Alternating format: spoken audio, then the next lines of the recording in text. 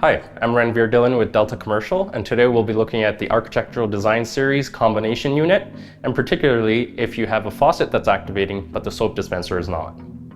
The first thing we want to make sure is that if you have a conductive counter surface, that the black spacers are installed at the base of the soap spout and the faucet spout. The next thing you want to confirm is that all of the settings are correct. For example, check the soap sensitivity. You may need to increase it.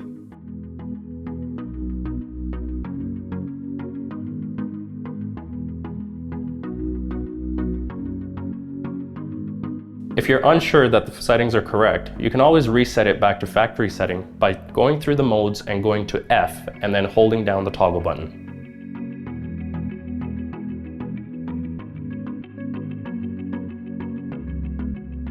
The next thing you want to check is to ensure that all the wires are properly connected and organized neatly.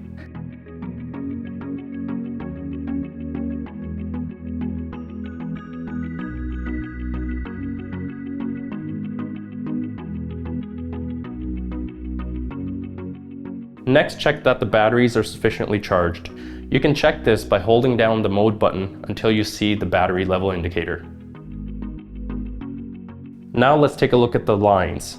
Check to see if there are any bends or kinks in the soap lines and straighten those out. Also take a look to see if there are any broken or cracked tubes or if any of the tubes are disconnected. Finally, make sure that the lines are not clogged. Also remember to check that you have enough soap in the dispenser bottle and make sure that it's not empty. Make sure that the soap bottle is properly secured to the soap pump. You can check this by ensuring that there's no gap in the clip. When you first install the unit, it's set for foaming soap from the factory. Should you wish to change the soap from foam to liquid soap, please follow the following steps.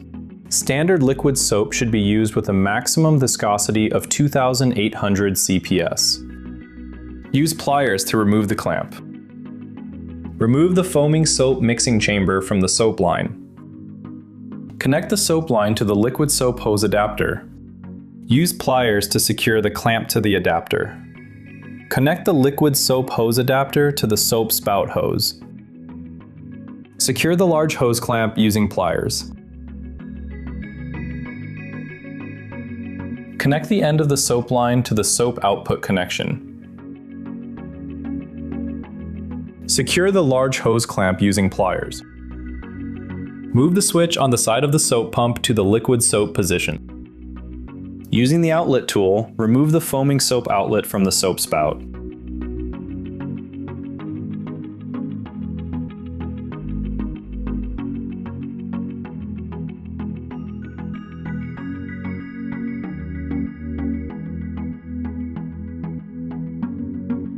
Install the two-piece liquid soap outlet. Using the outlet tool, secure the two-piece liquid soap outlet.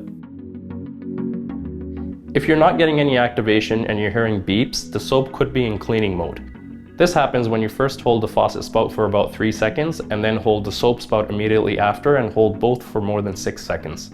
The driver board will begin to beep, which means you're in cleaning mode for about a minute. Finally, you might just need to prime the soap. You can do this by holding the black priming button on the soap pump and wait until you see soap coming out of the soap spout.